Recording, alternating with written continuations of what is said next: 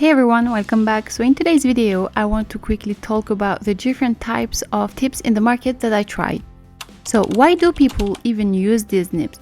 Well, there are a lot of people who don't like how the original pen tip feels on the glass surface when drawing because it's kind of smooth and slippery. And that's also why there are people who like to buy some screen protectors to use on their iPads.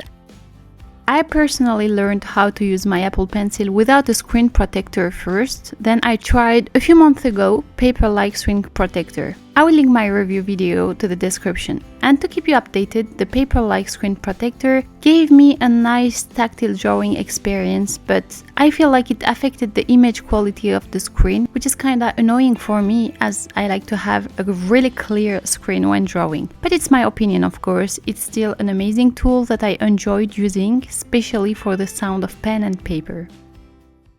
Anyway, so I noticed there are now so many different types of pen tips out there. I have tried a few from 3 different shops that I will link in the description below, and here they are. This one is from Amazon. There are 4 different nibs that comes in 2 different nib colors, white and transparent, with plastic tips and metal tips in different lengths.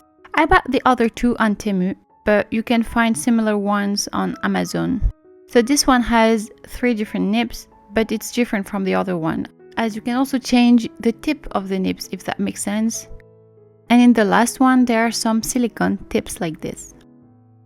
So these are all compatible with the Apple Pencil 1 and 2, and they are not very expensive. I will try them by making some quick sketches or drawing on existing illustrations. I will start with this. I was actually scared that this will damage my screen, but apparently not. Alright, let's try the others.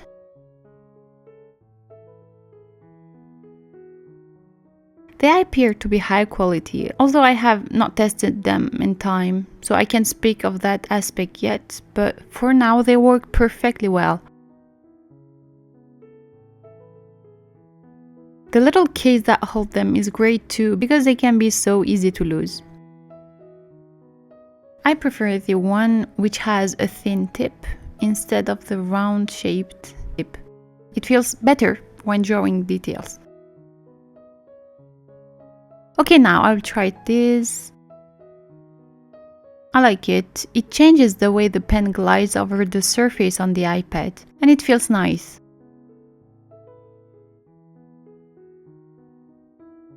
Great sensitivity.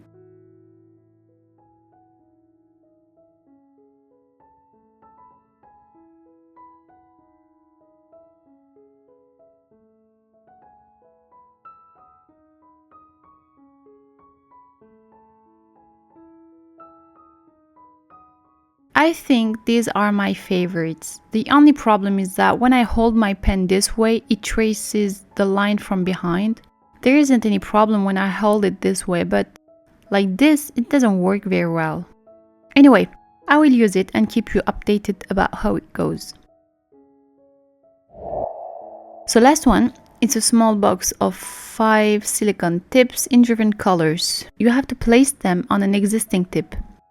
I'm not sure if I don't know how to use it or am I really struggling to use it. The tip doesn't slide. It's actually hard to move the pen. In terms of use, maybe they are rather useful when you don't write too much with them, because it takes away all the precision of the pencil. For those who draw, I wouldn't necessarily recommend it. This is good when you want to scroll through pages or write a note quickly. The pencil slides less well with it, so writing or sketching is less fluid. This is certainly useful to prevent the tip of the pen from wearing out too quickly or to protect it, but don't expect to have better writing comfort with it. It's not really comfortable to use, especially for drawing or painting. Alright, I really prefer the ones which have thin tips like this. So I will continue to use them and see if they last and continue to work well. In the meantime, what I can say about these nibs is that you don't absolutely need these to make beautiful illustrations, but it's nice to try them out. Your original Apple Pencil nib will eventually wear out or break anyway, so before buying another one, you might want to try these nibs, and they are not even expensive. That's all for this video. Let me know what do you think, and see you in the next one. Bye.